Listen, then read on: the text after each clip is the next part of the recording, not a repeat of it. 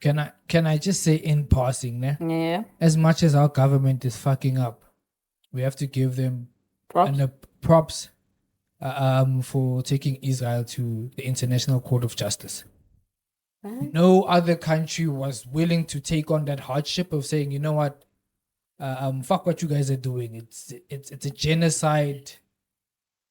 Whatever. I just but you have powerhouses in this world. You China, you Russia, you America. They're all quiet. South Africa just had to say, you know what, fuck it. We face the same troubles that Palestinians facing, and we saw how nice it can be when people are in your corner and they're fighting with you. And shortly after that, that's when you find the Middle East countries are now also giving SA kudos, saying, you know what, we were just on the back foot, just watching, and you guys were ballsy enough to take them on. Yeah. But remember, Israel came at you. And those are the people that are holding the world. Yeah, they run the world. Financially. Yeah. And isn't it funny for the International Court of Justice to be there, for them to have genocide what was because of what the Jews went through during Nazi and Germany and whatnot. Hitler. Then tables turn, they're the ones who are causing the same genocide that was onto other people. Yeah. It's a crazy one. It's a crazy one. I think yes, we definitely need to give big ups to the government for putting up a team that's gonna go there and fight. I'm just looking at this thing and I'm thinking to myself, hopefully they're not gonna bomb us.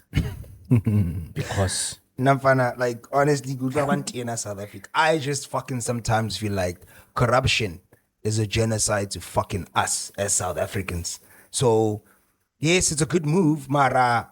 It's that thing, man. Ish. You know, I wish you could be so patriotic about your own fucking country and your own fucking people. Someone tweeted that, like, oh, you got all the balls to put together to talk a about team exactly to do that, but you can't get a team to take care of the nonsense. Exactly. But let's That's not take away the right goodness. I feel like South Africa is doing facts. You have every right to feel that way, but I feel like we can't take away like the good that they've done. I feel it's a very ballsy move considering the fact that Batubalo and Lebona have the economy in their hand, and I think for me, we need to understand the context of everything, because I took time to be like, okay, so, because obviously as far as the Israelites and the Palestinians, that's a war that's been going on for like what, 75 years, like for like a very, very long time, right?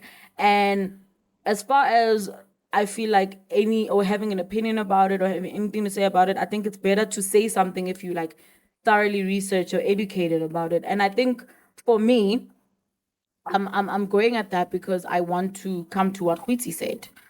We are not going out, and I'm saying we as South Africa. I don't think South Africa is going out there because they think they better than or what. Yeah, but I think for me, what South Africa was doing, according to the history that a political analyst made known, Hannah Buwali, one of the reporters, after like a day there, he was just like, you know what, guys, the big idea here that I feel like people don't get, we're not saying Arana Matata, we're not saying South Africa's perfect.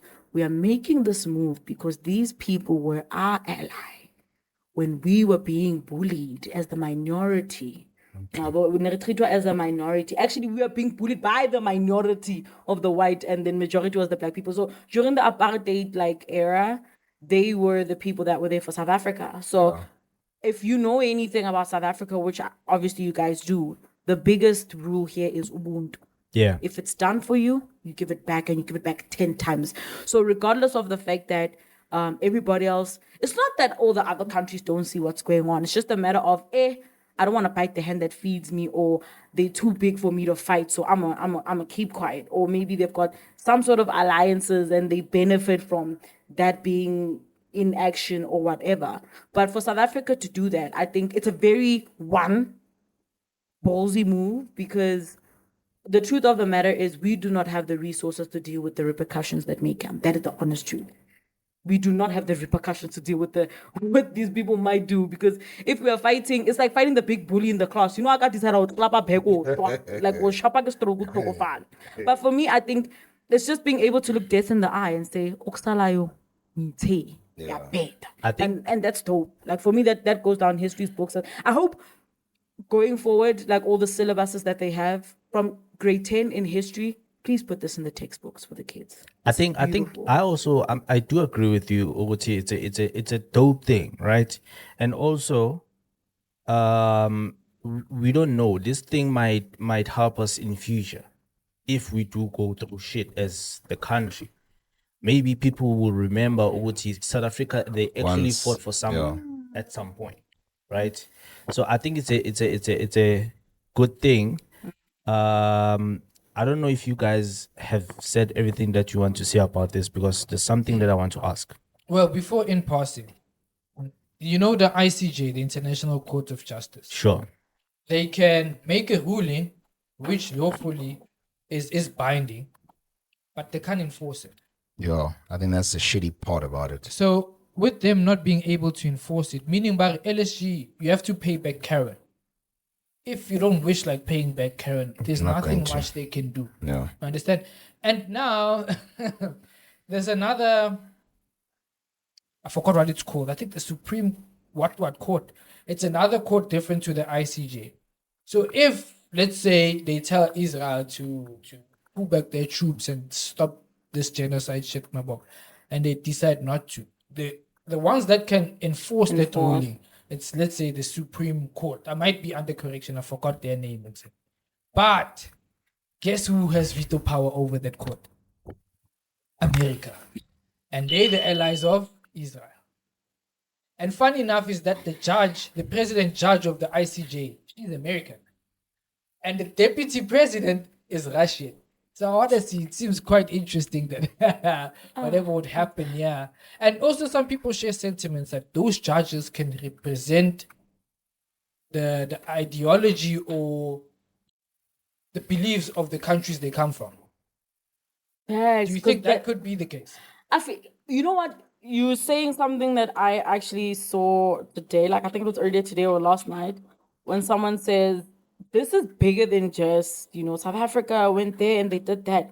You need to consider the background of everyone involved. That means the plethora of judges that sit there that get to make the decision, and you get to think, we're not a guy, we're not a man. And honestly, the truth of the matter is, yeah, they do have like rule books and laws that govern the decisions they make.